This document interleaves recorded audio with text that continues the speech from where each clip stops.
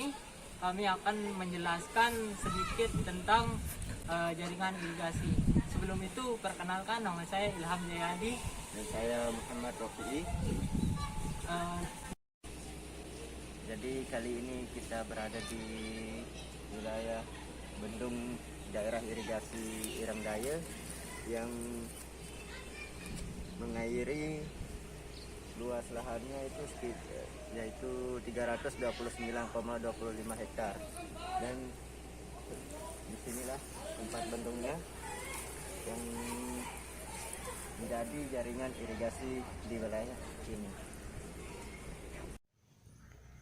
Di sini kita bisa melihat bangunan bendung yang menjadi sumber pengairan di berbagai desa untuk mengairi petak-petak sawah masyarakat.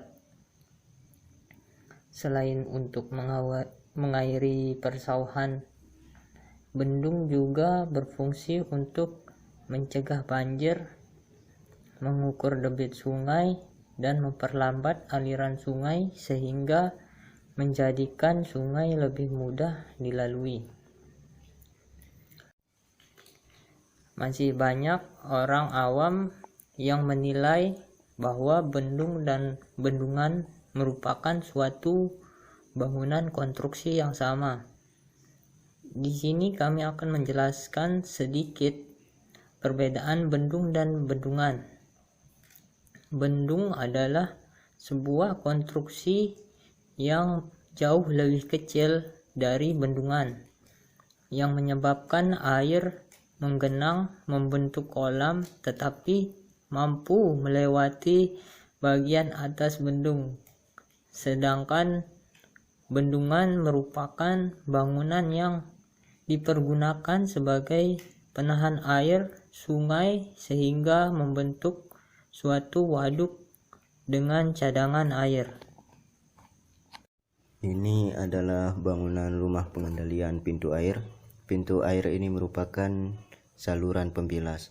Saluran pembilas sendiri merupakan bangunan yang berfungsi untuk mencegah bahan sedimen kasar ke dalam saluran irigasi. Bangunan pembilas ini terletak tepat di sebelah hilir pintu pengambilan. Jika pada kedua sisi bendung dibuat dua bangunan pengambilan, maka bangunan pembilas juga dibuat pada kedua sisinya. Bangunan pembilas dapat direncanakan sebagai yang pertama pembilas pada tubuh bendung, yang kedua pembilas bawah, yang ketiga undersluice, dan yang keempat pembilasan bawah tipe box. Di sini juga ada bangunan pengambilan. Bangunan pengambilan adalah sebuah bangunan yang berupa pintu air. Air irigasi dibelokkan dari sungai melalui bangunan tersebut. Pertimbangan yang digunakan dalam merencanakan adalah debit rencana dan pengelakan sedimen.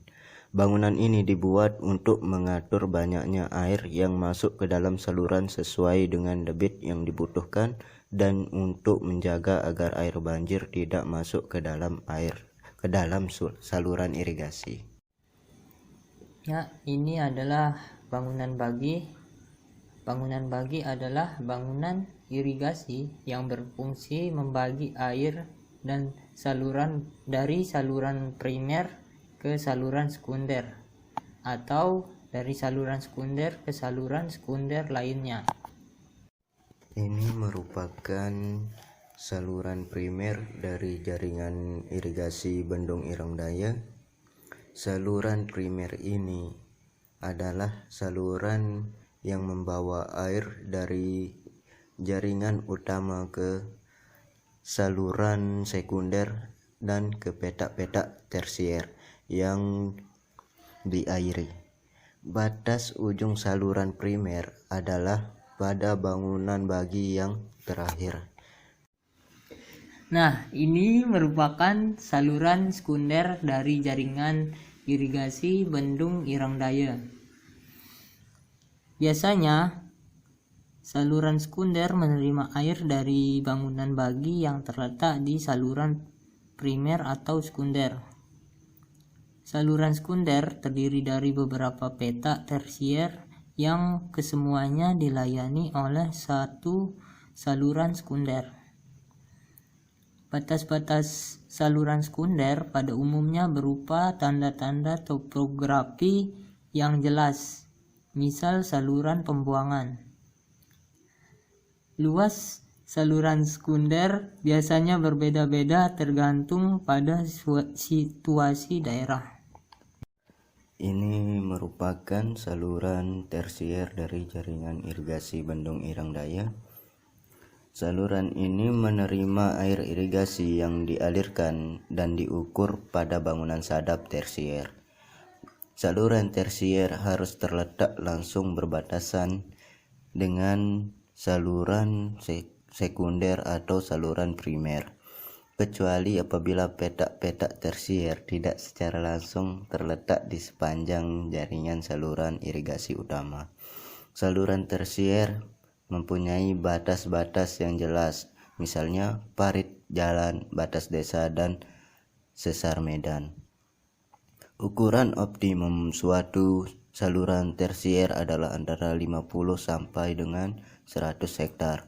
Ukurannya dapat ditambah sampai dengan maksimum 150 hektar jika keadaan topografi memaksa demikian. Ini adalah saluran kuarter yang langsung mengalirkan air ke petak-petak sawah masyarakat. Ukuran optimum suatu petak kuarter adalah 8 sampai 15 hektar. Lebar petak akan bergantung pada cara pembagian air, yakni apakah air dibagi dari suatu sisi atau kedua sisi saluran kuarter. Di daerah-daerah datar atau bergelombang, petak kuarter dapat membagi air ke dua sisi.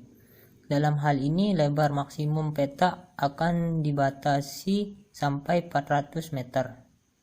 Pada tanah terjal, di mana saluran kuarter mengalirkan air ke satu sisi saja.